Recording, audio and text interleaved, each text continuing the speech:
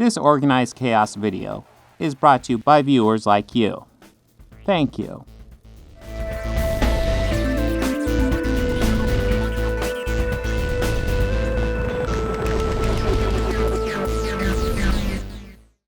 Robert Hamilton, weren't you requesting that I look over like Vito's Last Jedi video?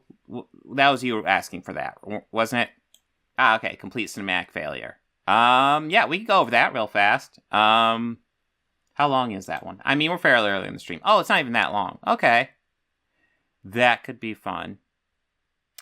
Drake, I have not seen Thelma because I don't really have any interest in it. I don't. I've never been a huge Scooby-Doo fan, and so Velma, I don't care. I know there is some controversy because apparently Mindy Kaling was liking a comment from J.K. Rowling, which is kind of cringe. But yeah, I don't have any opinion because I wasn't interested. But anyways, let's dive into The Last Jedi, a complete cinematic failure, which from the title alone tells me he doesn't know what cinematic failure means. But hey, let's see. There's lots of stuff we could talk about. We're not going to talk about Star Wars. Maybe when the movie comes out, I will talk about Star Wars.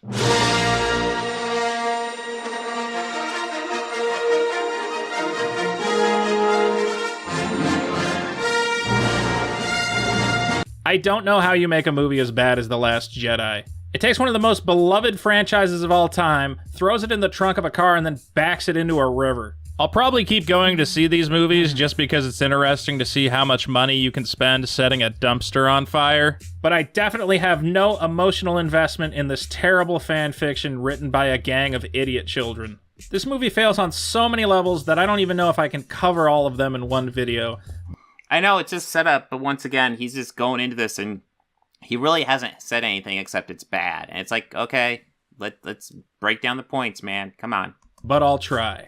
And real quick, before any of you complain that this movie came out 6 months ago, you just got done celebrating a f***ing Star Wars holiday, so don't tell me that this isn't relevant. This is a detailed analysis, and I had to wait for the frickin' thing to come out on Blu-ray so I could actually pull the scenes and show you just how bad they are. So yeah, let's just get into it. Number 1, Mad Libs are not good storytelling. Now, any modern Star Wars movie is gonna look good. I mean, they're sinking millions of Disney dollars into the special effects. So the problem is not that there's not enough lasers or spaceships or explosions. The problem with The Last Jedi is that it's a narrative cluster with a bunch of characters whose actions only make sense if you assume that they were the type of kids who had to wear a helmet to gym class. Now, The Force Awakens was really bad, but at least it kind of set up for another movie that could have been good.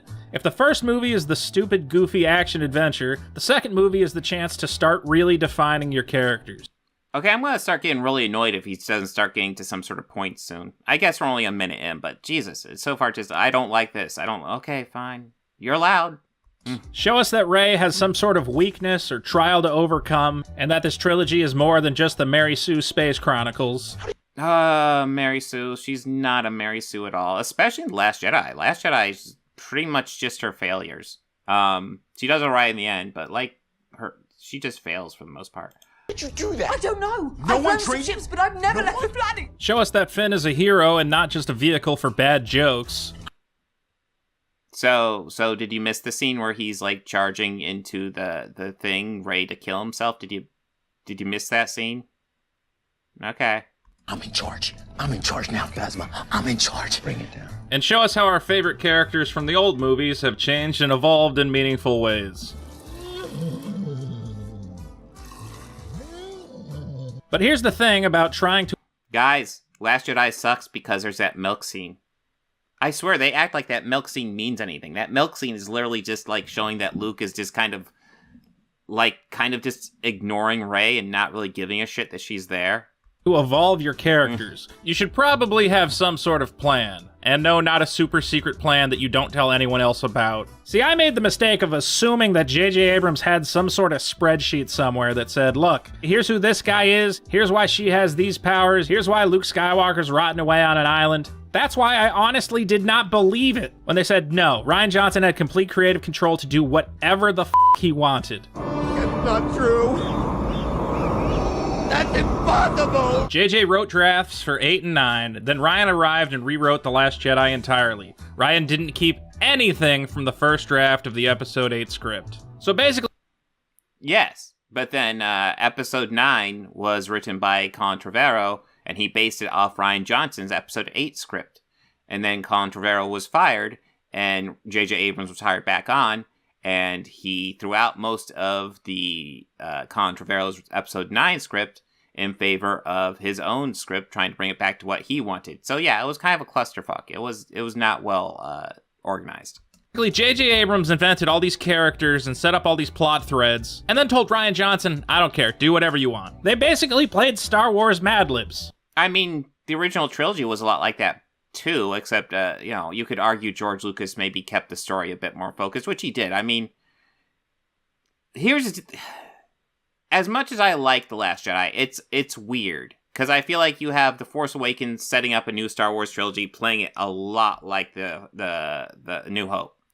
And then you get to a Last Jedi that feels like almost its own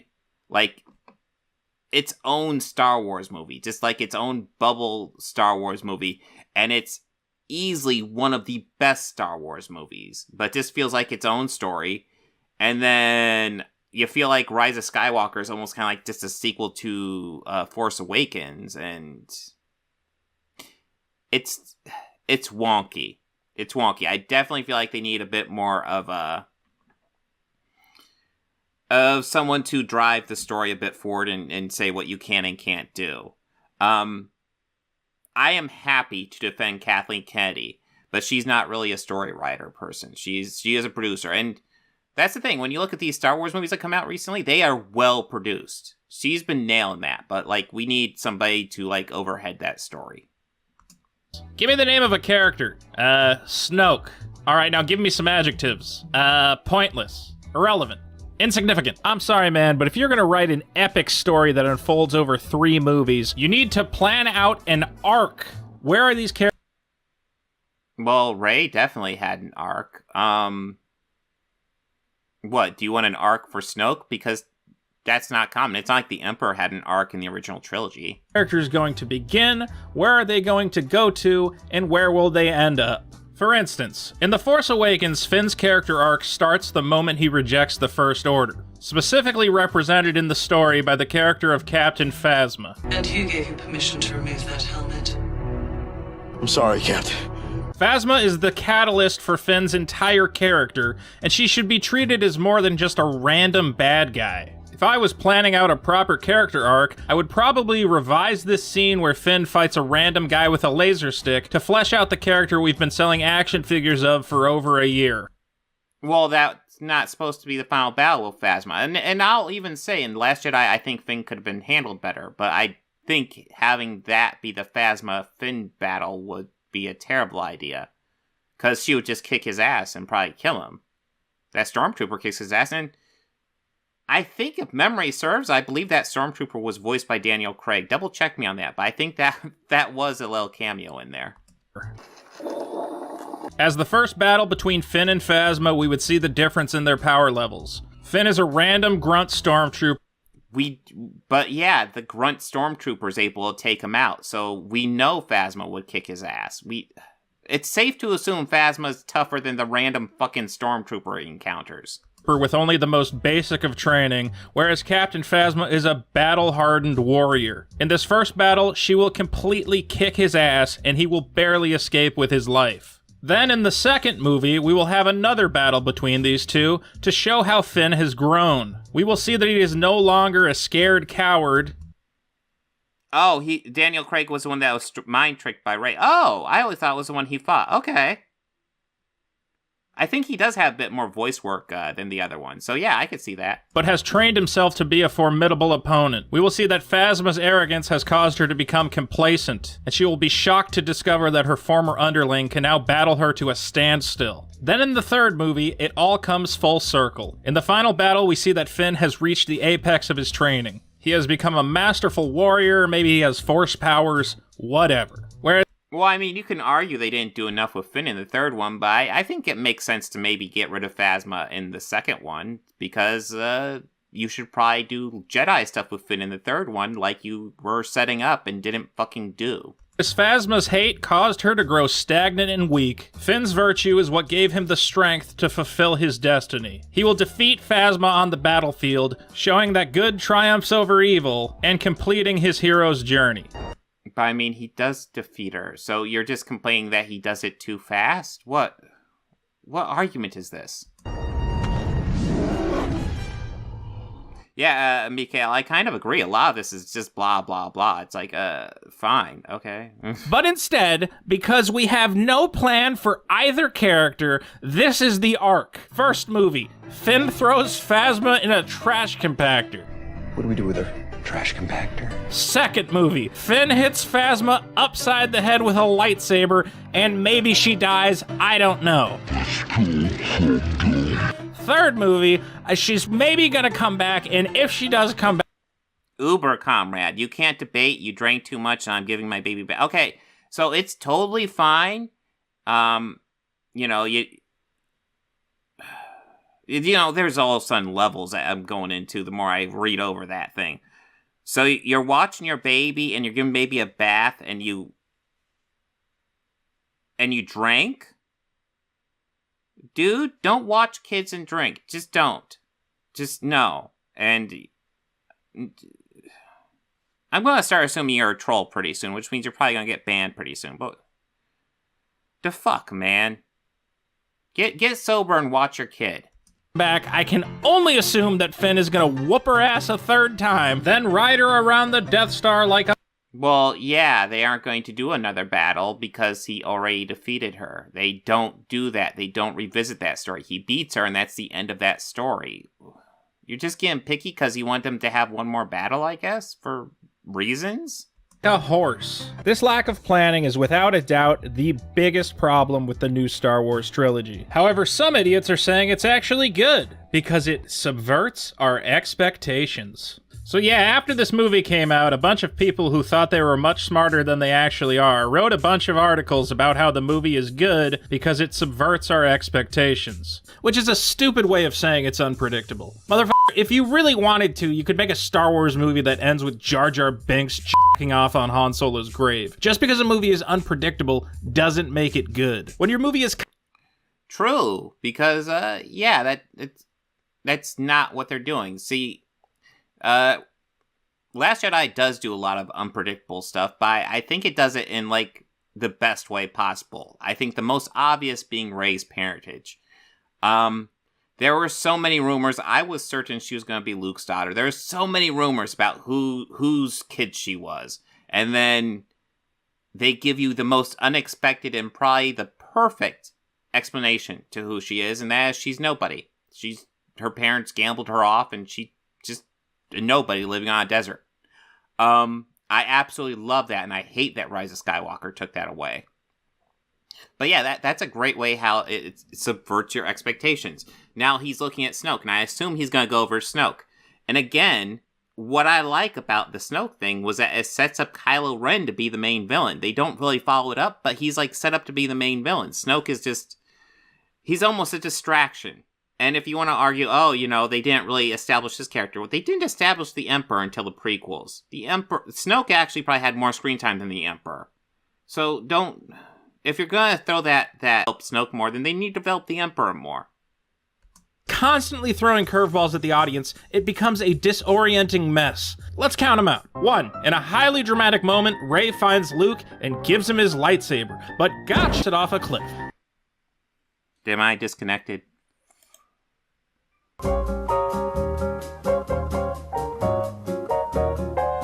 We are going to finish this first. It becomes a disorienting mess. Let's count them out. 1. In a highly dramatic moment, Rey finds Luke and gives him his lightsaber. But gotcha, Luke doesn't give a shit and chucks it off a cliff. Number 2. A TIE fighter destroys... Well, yeah, that was not expected, but at the same time it made sense for where they'd written his story at. He had given up on the Jedi Order, and he was not, happy to see it. And in case you're wondering, the themes of the movie say that Luke was wrong to do that he shouldn't be doing that. If you think Luke was wrong to do that, then guess what? The Last Jedi agrees with you. Leia's ship, leaving her to die in space, but gotcha, she has floaty force powers so she doesn't die. Well, the floaty force powers are... I mean, we've never seen somebody use them in space before, but, like, that's entirely pre-set up for the story. Okay. Looks like we got chat back up. Okay. No technical issues here. If you saw technical issues, you're just seeing things. It's all fine. Number 3, Finn and Rose have to find the Master Codebreaker. No other person in the galaxy could possibly handle disabling the hyperspeed tracker. But gotcha! Turns out this random ass just happens to be capable of doing the exact same shit. Number... Well, I mean, they make a big deal how they need the Master Codebreaker, and honestly, the story probably would have gone a lot smoother for them if they had gotten the Master Codebreaker, but they didn't, and they were out of options, so they went with DJ. And DJ might have actually worked out fine, but he got caught and sold him out.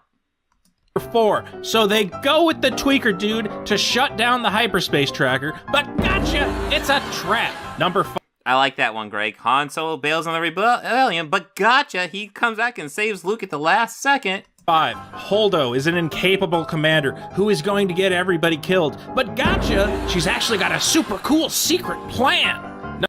Well, it's not super secret. She just doesn't trust Poe, because Poe was recently, like, pretty much Leia was severely injured, and the last thing she did before she was injured was demote Poe, so she assumed Poe wasn't trustworthy and didn't share her plan with him. Number 6. Snoke is an amazing and important Jedi Master. Gotcha! He's just a guy, and... Well, yeah. Yeah, they built him up to be kind of like the new Emperor, and then the idea, I feel, was to make Kylo Ren the new Emperor, and then they decide not to do that. Anyway, listen, man, we're talking about Last Jedi, not Rise of Skywalker, because Rise of Skywalker, I got things to say about Rise of Skywalker. Now he's dead, it doesn't matter. Number 7, Rey's parents. Oh my god, we have to find out who's Rey. No, gotcha, they're nobody. And I love that twist, because that was the only twist nobody saw coming. I loved it. That was, like, perfect. Because I love the idea of Rey just being, like, powerful and important on her own. Her reputation is not built on anybody. She is just her own character. I love that. Doesn't matter. Number 8, Finn's gonna die. No! Gotcha! Number 9, Luke fights Kylo Ren to the death. But gotcha! It was a force project. He was a magic ghost. I kind of love that, too, because he so severely owns Kylo Ren, who is so, like, enraged that he just sees red. He's like, I just gotta kill this guy. I don't care that the Resistance is gonna get away. I gotta kill this guy. And he's missing the fact that Luke is just toying with him, and I love it. But gotcha! He dies anyway! Then double gotcha!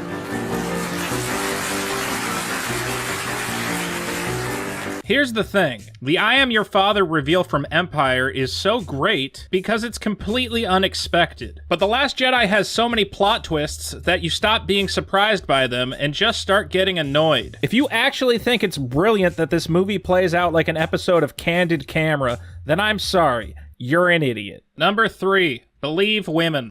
Oh, shit.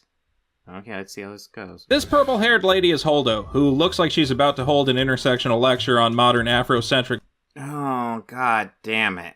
feminism rather than command a fleet of rebel soldiers, but Leia gets knocked the f*** out, so the liberal arts major is up to bat. Now, real quick, I want to make it clear that this is not an attack on diversity. Space is a real big place. It's not an attack on diversity. I'm just gonna point it out everywhere I see it. For no reason. Not an attack, by the way. Just me pointing this shit out. Jesus Christ, dude. It makes sense that it's populated by more than just weirdo aliens, a bunch of white people, and one black guy. That being said, Rian Johnson's attempt to inject feminism into Star Wars has backfired horribly, and here's why. Now, first of all, this character obviously should have been Admiral Akbar or Mon Mothma or someone the audience actually has an emotional connection to, but okay, we're stuck with the lesbian bookstore owner. Why should it be somebody we have an emotional connection to? Why? Number one, Admiral Akbar is almost like a comedy relief character. It's not like a real... I mean, I'm sure you get some freaking expanded universe, but let's face it, there's not much to Admiral Akbar except for it's a trap. So yeah, making Admiral Akbar doesn't make a whole lot of sense. Who else? What, Mon Mothma? I guess potentially, sure. How old would Mon Mothma be? I guess she'd be older, but yeah, I mean, I guess. But why? Why does it have to be Mon Mothma? Why does it have to be a pre-established character? You know, there's lots of characters that aren't pre-established in the Star Wars universe. It's just such a weird complaint. Holdo sucks because she's not Mon Mothma or Admiral Akbar. Okay. Fucking weird. The real problem, however, is Holdo's bafflingly idiotic decision to have a special secret plan for no reason whatsoever. Tell us that we have a plan! Even when Poe threatens mutiny and takes Holdo prisoner, all she says is, well, okay, not much I can do about that. Guess you're in charge now, Popo. No! All she needs to do in that moment is say to Poe, listen, let's sit on down, we'll have some green milk, and I will tell you about the secret plan so you stop trying to commit high treason. Now here's the You mean tell the person who committed treason your top secret plan? What a great idea. thing. What is the moral of the flawed interactions between Holdo and Poe? The most obvious moral is to be subservient to authority. No, because here's the deal. Poe was wrong to do his own separate, adventure thing, like he was trying to do. But Holdo was also wrong not to trust him. They were both wrong. And because they're both wrong, shit got fucked up. And blindly trust your superiors. Now, I don't know about you, but that sounds like something the bad guys would say. I wonder if a bunch of people just carrying out orders ever resulted in something bad. Oh, yeah. However, the real moral... Well, here's the deal. In the Resistance, you do have to kind of depend on your power structure, though, which Poe isn't. The fact is, both Poe and Holdo were entirely wrong in how they handled it. They fucked up big time. Is the ultimate exercise in jamming politically correct politics into a kid's movie with all the subtle nuance of a bad guy literally named General Grievous. See, Poe thinks he's a better leader than Holdo because he's a man. So he starts mansplaining. And look at this mansplaining. Such a mansplainer. But what he really should have done is... I like how he's like, oh, listen, identity politics isn't important. Now let me point out identity politics throughout the rest of the fucking movie. Trust women. You know, no matter what, it doesn't matter what the situation. Even if it seems like that particular woman is about to get you and everyone you love incinerated by a million lasers, just trust her. She knows what's best. She is living her truth. #MeToo. #Time's Up. Listen, dude, if you think Holdo wasn't supposed to be in the right, then you missed the part that themes that movie. Holdo was not in the right, and neither was Poe. They were both wrong. It's possible for two people to be wrong. You're aware of that, right? Summary. An assortment of differently colored people holding hands under a rainbow. Awesome. I'm totally down with that. Everybody getting killed because they didn't trust women enough. Oh my god. What? Just wrong. You do not understand how this works. This is just such a terrible interpretation of what there's going on. It's not because you don't trust women enough. It's because they're both arrogant and wrong. That's just what they are. Jesus. And I hate this, where they find just the random screenshots of women and put them all over the place. This is ridiculous. Christ. Number 4. Hyperspace is broken. Alright, so Star Wars is a shared universe, right? There's books, graphic novels, video games, all sorts of bullshit. So when you're contributing to a shared universe, you have to be really careful about changing the rules of that universe, because it changes it for everything. Midichlorians are a microscopic life form that resides within all living cells. R2-D2 flying was established in... That was this Attack of the Clones, wasn't it? If you tell me that Spider-Man is a transsexual werewolf, all the Spider-Man now has to deal with your horrible creative decision. With that in mind, let's talk about how Rian Johnson has f***ed the concept of hyperspace forever. Hyperspace used to be a pretty simple concept. Your ship isn't just traveling really fast because then you would smash into planets with the force of a nuclear bomb. No, you enter like a different dimension and then pop out a wormhole somewhere else. But Rian Johnson believes that hyperspace is just going really fast. Is it firmly established? I always thought it was actually going really fast, because they always made a big deal about how they have to be careful and not just flying into stuff. I believe it was in the A New Hope, where Han's like, we have to do the trajectory carefully, otherwise we're gonna fly into shit. I thought that was pretty clear. So fast that a mid-sized cruiser traveling at hyperspace.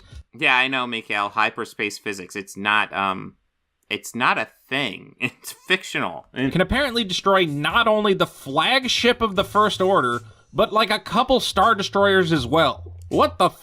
Now, I don't read Star Wars books, but as far as I can tell, hyperspace has been around for like tens of thousands of years. And if you know anything about technology, in the real world, every time we invent something, the military tries to figure out whether or not it can be used as a weapon. So you're telling me that this purple-haired lady is the first person to recognize that you can just launch a ship at hyperspace and basically kill anything? If that's the case... Was it established that this is the very first time this has ever been done? I believe this is established as the first time we see it as an audience. I don't think it's ever established as the first time this has ever been done. And it might, like I said, it depends what they decide to do with it. But like, it also might just be a thing that might happen. It might not work too. To my understanding, it was just kind of like, let's see what happens. And it worked. Case, everybody should just immediately start building empty ships and then just launch the ships at each other like missiles. And again, this ruins the shared universe of Star Wars, because any time from now on that there is a big, epic space battle, I'm gonna be sitting there going, why don't you just hyperspace like one of your ships at the guy? I mean, this ship's about to get blown up anyway. Might as well just hyperspace it at them. Come up with some other way that this happens. If you told me that it was like a suicide run and she had to get nose to nose with the... Well, I mean, is he demanding that the entire hyperspace thing that happens here be explained point by point? That, like, we pause the entire movie before she does this and explain point by point how this happens exactly? I mean, really? First Order's battleship in order for this to work, I'd be like, okay, at least it's like a super risky maneuver. You can't just be like a mile away and go, all right, hyperspace button, boom, solved. Yeah, that's true. She does die doing it. I mean, she faces a cost for doing this. It's, I mean, it's brought up that she fucked up, and, this is kind of her cost of fucking up. Not to mention, man, I know it's supposed to be sad that the purple-haired lady died, but I don't care. This character was dumb. I'm glad she did one useful thing before she died. Number 5. Yeah, it does look cool. I'll give you that, Lucifer. It looks damn cool. Spinny Death Stick Man. This fight scene is terrible. It's hard to follow, it's messy, and they didn't even take... I do enjoy this fight scene. There was this one guy in the side that I've noticed upon rewatch. He does this weird little dancing. It doesn't make a whole lot of sense. But, like, you can break down almost all fight scenes like that. It's genuinely meant to look cool. That's what fight scenes are meant to do. They're meant to look cool. If you really want to examine, all of them will have little wonky shit. Take the time to nail the choreography. Watch this guy. Okay, not only is there no tactical reason to be spinning around in a sword fight, unless you really want your opponent to see your back so they can stab you in it, but okay, this guy spins around, and he's coming in at the death angle. All he has to do is follow through on the swing, and Rey will die. Right here, Daisy Ridley is supposed to already be ducking, but because she missed her cue, he changes the trajectory. He's like, oh shit, I'm gonna hit her. Over the head. No one will notice. It's so obvious. He's the one closest to the camera. And I get that they wanted to do it as one big shot without any cuts or close-ups, but oh, it's real bad. You can look at the monitor while you're filming and be like, this isn't gonna work. We need to revise this. Goofy spin around, miss the girl by a million miles guy is not a dynamic character. Number 6, stop trying to be Marvel. This movie needed to stop making so many stupid jokes. I mean, come on, don't take the epic climax of the last movie and turn it in. I mean, there's always been humor in Star Wars if you watched it, so I doesn't feel out of place. Into a goof. Oh, look, he doesn't even want the lightsaber. He threw it off a cliff. That's hilarious. Oh man, how about some your mom jokes? Leia has an urgent message for him about his mother. Ha ha ha ha ha ha ha. Here's the thing, they want the movies to be fun and jokey because that's what the Marvel movies do and they're really popular. But the Marvel movies do that because superheroes are already a ridiculous Star Wars has always had like the jokes in it, so what's your counter? Concept. Grown men and women wearing ridiculous costumes, beating the crap out of each other. First time all of us were in our suits and none of us could get over this wall. Occasionally you can get away with making a completely serious superhero movie, but it's easier to just make a bunch of jokes and admit that the whole superhero thing is dumb. But there's nothing inherently dumb about Star Wars. It's just But Star Wars has always had jokes. Have you watched them? a space epic with people flying spaceships and hitting each other with laser swords. The audience isn't going into it being like, this is ridiculous and stupid, and you need to write a bunch of jokes so they know not to take the movie. But they always have jokes. Star Wars is ridiculous, just like superhero movies. Did you miss that? Too seriously. I don't know, I want to take Star Wars seriously. I want an epic adventure like the original Star Wars movies. I didn't buy a ticket to see a bunch of wacky antics.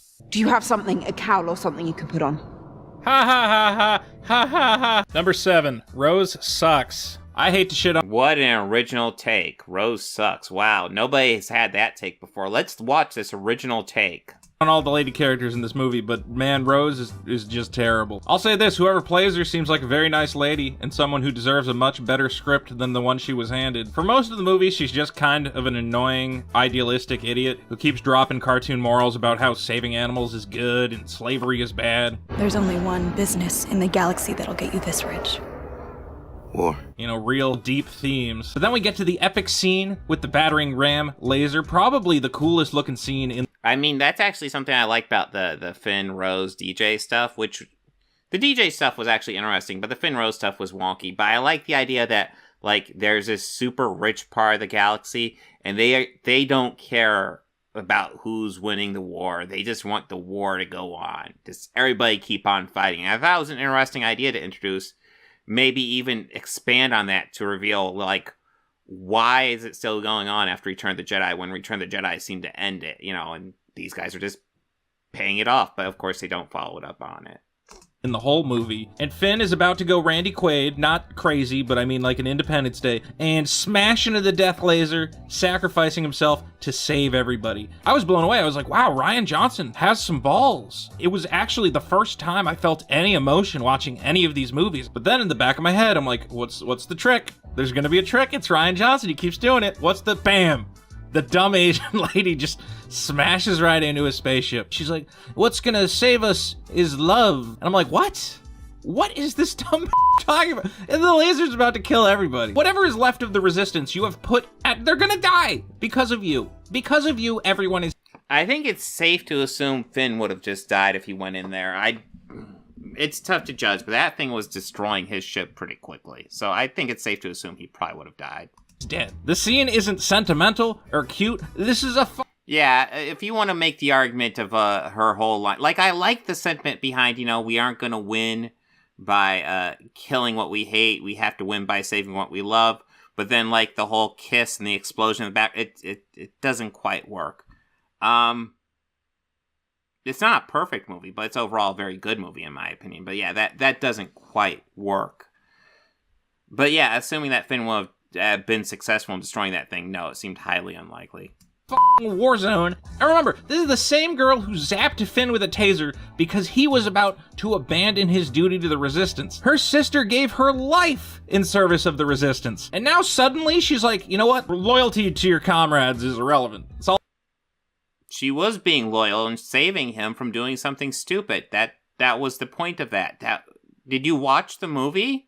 All about love, baby. As much as I hate to say it, let the black guy die. For all the talk of subverting our expectations, that would have actually been a radical creative decision I would respect. Number 8, go rewatch Empire. Now, most Star Wars fans will tell you that Empire Strikes Back is their favorite one because it's dark and weird. It doesn't have a happy ending. It ends with the characters basically completely f***ed. Han Solo's a brick. Luke's hand got cut off. The worst bad guy in the whole thing turns out to be everybody's dad. This is a perfect place for the second movie in your trilogy to go. The heroes have reached their lowest point and must now battle their way back up. It's interesting. That's what I thought was happening in The Last Jedi, but I don't know what's going on now. Didn't everybody die? Didn't the entire Resistance get reduced to like 12 people aboard the Millennium Falcon? So why is everybody smiling and patting each other on the back? Well, I just assumed they were relieved because they got away, because they were almost dead. Now, if you want to make the argument that the ending feels a little bit too upbeat for what it set up, you could make that argument. The Last Jedi does feel like a conclusive ending to a story when it should be carrying on into the next one. Like I said, the movie I think works well almost on its own. I think within the trilogy it's a little wonky, but I think still within the trilogy it's my favorite one. All your friends are dead. I know you're all excited that you inspired 8-year-old boys around the universe, but come on. This should be the shot at the end of the movie. Everybody watching as the Millennium Falcon takes off and wondering if Rey's new rock-moving powers are really going to be enough to save the day. The emotional tone of this ending makes absolutely no sense. Stop smiling, stop hugging, you're f***ed. Number 9. All of your heroes are dead. I don't understand the point of bringing back all our favorite characters and showing us that they're sad old failures. Who asked for this? I know, I hated when they did that. Like, you're watching that original trilogy and you just see, like, Obi-Wan and Yoda just living as hermits off on their own, just fucking failures, those pieces of shit. How dare they destroy our classic prequel characters like... Oh, wait, we're talking about the sequels, right? Right. Let me be very clear. This character is not Luke Skywalker. Even Mark Hamill knows that this character is not Luke Skywalker. Oh god, I hate how they take him out of context all the goddamn time. Like, they cannot understand the nuance of Mark Hamill saying, hey, when I first read the script, I really didn't like it. I didn't think it worked, but I went with what Rian Johnson said. And at the end of the day, I think he did a great job. They don't understand the nuance to what he's saying. He even has stated he regretted ever saying that he had any apprehension over the script because of how people misinterpret this shit. Skywalker, and was trying to tell people about that until Disney told him to shut his f***ing mouth. Who is this guy? How did the most optimistic, hopeful character in the galaxy turn into this hermit? That's not what a Jedi does. I mean, a Jedi is optimistic, a Jedi has tenacity, he never gives up. Luke Skywalker is supposed to represent hope. Remember the name of that Star Wars movie? A New Hope? That was referring to Luke. Hope is an emotion about optimism, positivity, not giving up even when it seems like all is lost. Not, I'm an old... Well, I got bad news for you. You do understand the sequel trilogy is not meant to be Luke's trilogy, right? He had the original trilogy. Old man and everything sucks. Now, it would be one thing if he started off the movie like an angry old man and then slowly rediscovered hope and... He did. Did you watch the movie? Return to his old ways, but that never happens. At the end... Yes, what the... He had turned his back on the entire Jedi, the Resistance, everything, and the end of the movie is him coming back. Did you fucking watch the movie? That's exactly what happens to him. At the end of Return of the Jedi, we see the real Luke Skywalker. He's hanging out with Ewoks, having a good time with his buddies, says goodbye to his 2 dads and Kermit the Frog or whatever. That's Luke Skywalker, smiling, having a good time, full of hope. After this... Yes, because after 30 years, nobody is allowed to change. That image from the end of Return of the Jedi, that just has to be Luke constantly for the rest of the movies. No variation whatsoever. God, that sounds boring. Moment, we never see the real Luke Skywalker again. Remember that even when Luke confronted his father, who was the most evil guy ever, just pure evil, he still had that hope. He went, listen, Dad. I know there is good in you. The Emperor hasn't driven it from you fully. That's the essence of Luke's character. And yet, when he faces Kylo Ren... Yes, it's almost like he went through something really dark and turned his back, and that was a mistake. And yeah, Last Jedi is about failure, and Luke did a big failure. He basically tells him, F*** you. There's no hope for you. You lose. You suck. He taunts him as a failure. He humiliates him. See you around, kid. It's the complete opposite of what Luke Skywalker is. This is the moment that he should... Yeah, because Kylo Ren had destroyed his Jedi school, killed a whole bunch of his students, and it pissed off Luke, and it made him feel like he was a failure, and he went off into hiding. And what this scene was about was him realizing that he can't save everyone, and that Kylo Ren was somebody who couldn't be saved. And right now, he has to save who he can by stopping Kylo Ren. Reaffirm everything he's about. Say what he said to his father. I know that there's good in you. I have hope for you. But he doesn't. That's the whole point of that. He has given up on Kylo Ren. He has given Kylo Ren tons and tons of chances as did Rey. Rey gave Kylo Ren tons and tons of chances, and he took them, and he started killing people with his chances. He took over the whole First Order with those chances. So yes, with this final stand, they're like, no, we're not going to let you kill any more people. We're going to hold you off, buddy. No, instead he's just a cocky, arrogant asshole, brushes off his shoulder, dies on a rock, and that's it. This horrible old man who was pretending to be Luke Skywalker is dead. Who cares? Number 10. Wait, am I getting back? Okay, it looks like I'm back. Okay, I disconnected again. I do not know if my toy rant made it on there. But yeah, no, essentially he's complaining about the toys, and I was just pointing out that, listen, toys have been a part of Star Wars. The reason why George Lucas had the rights to Star Wars was because he sold the rights to Fox to get them to make the movie, and he just held on to the toy rights, and then he sold the shit out of those toy rights, made a fuck ton of money, and then eventually was able to rebuy Star Wars again. So this idea that somehow Star Wars is sold out because of the toys is one of the dumbest arguments these guys come up with. It's insanely retarded. Toys have always been as part of Star Wars, period. Feels almost exploitative. What would The Last Jedi have been like if there was another year to write a decent script or take some time to really plan out the characters? Sadly, we'll never know. This is the movie we got, and it's bad. It's a very bad movie. But whatever. We'll always have the original trilogy, 3 of the greatest films of all time. Even if Disney continues to pump out these Frankenstein fanfiction abortions for the next 100 years, that story of a scrappy farm boy embracing his destiny will always endure. Thanks for watching, and as corny as it might sound, may the Force be with you. Is that the end? The darkness guides me. Yeah. Okay, yeah, that was a really bad video. Mikael says he knows who Vito is, so, yeah, sure. Let me go ahead and connect on you real fast here. Yeah.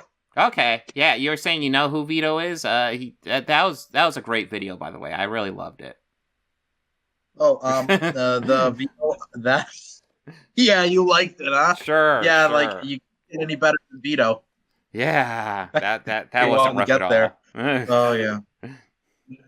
Vito started, I don't know his name personally, but like Vito started like all these other clowns who just started with this whole idea of like what Star Wars is supposed to be and whatever. He made a bunch of videos about what Star Wars was, and to this day he starts out as just a very small like talking to his fans. Oh yeah, this. Oh look how stupid this tweet is, and then makes a whole videos like this.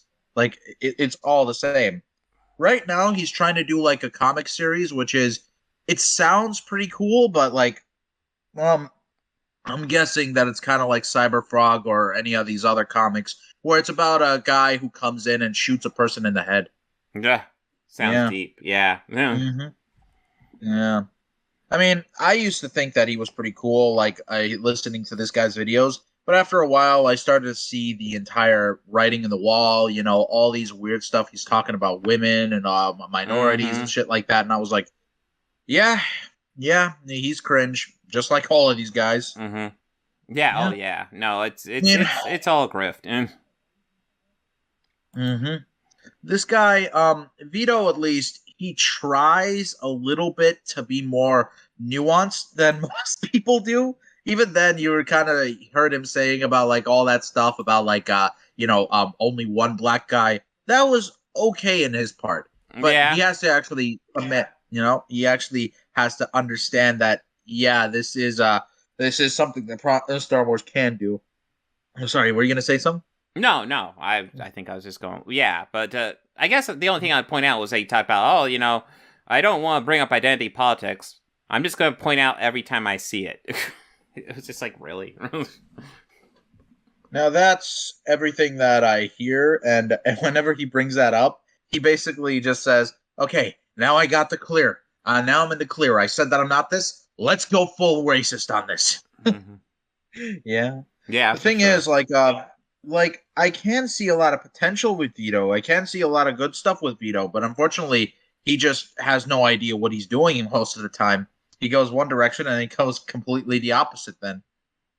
Yeah. And I don't see as much, but maybe I mean, that's the only video of his I've seen, and it doesn't give me much hope. But I mean, here's the thing. One of the videos that completely opened my eyes to how stupid this whole thing was. Okay, I don't watch video religiously back in the day even. Like, I just watched a couple of videos a day. But, like, here, not a day, but, like, once a year. And here's the thing.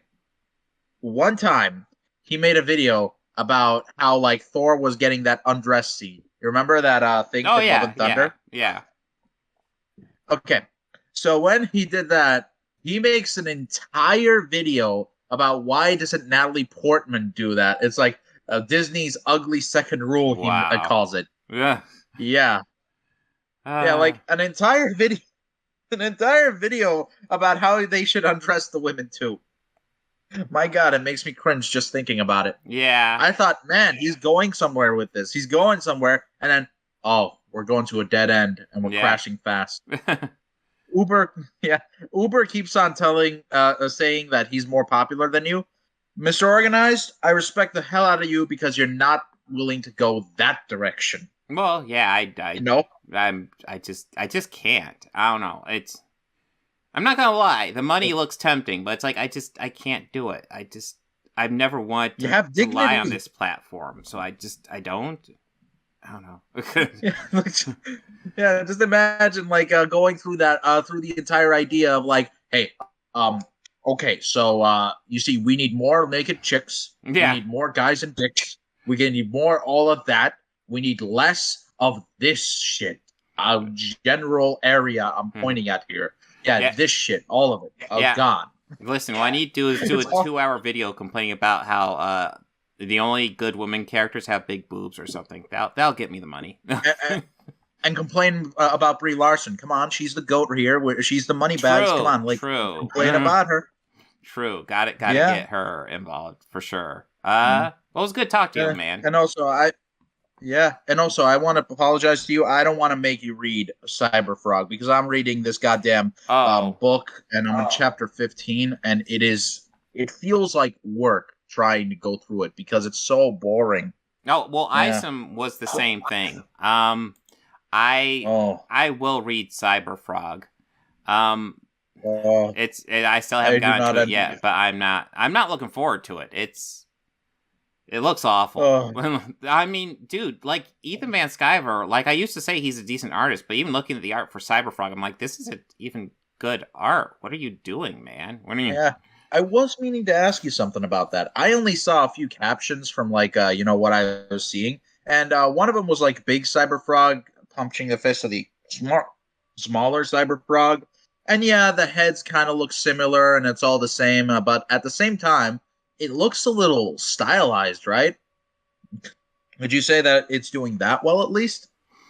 I mean, I guess there's definitely a style to it, so maybe it'd be all right. I mean, I don't like the artwork. I would say the artwork overall does look better than the artwork in Isom for what it's worth. Oh, yeah. Isom has, like, no movement. See, like, oh, yeah. I saw that, like, just people standing is what they're doing there. Like people lifting their leg. It's like I assume they're walking, but I can't tell. I assume they're... Yeah. Apparently, the guy actually draws by just sketching. Like, he just draws something on top of paper. Like, that's why it looks like that. It's not really drawn in a movement or motion. It's just drawn some way where he points a paper and pencil in a computer and just traces. It's all traced. Mm-hmm. Yeah. In Isom. Wow, that'd be pretty bad. That would explain a lot, though. No, it is pretty bad. That's why it looks so bad. And it's really, really boring. Mm-hmm. Like, everyone who even defends it says, it has a chance. It has a chance. We can pull away from this. Yeah.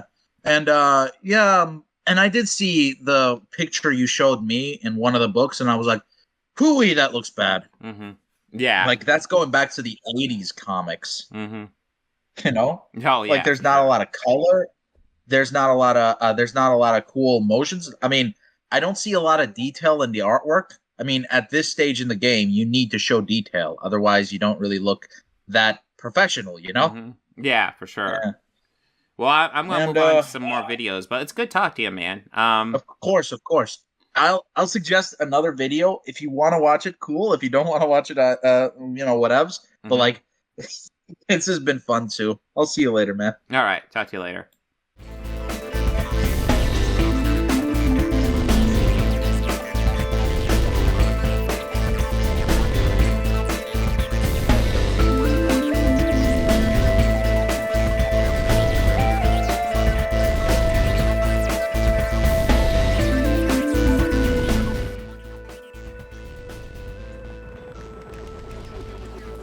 Books, records, films, these things matter. Call me shallow. It's the fucking truth.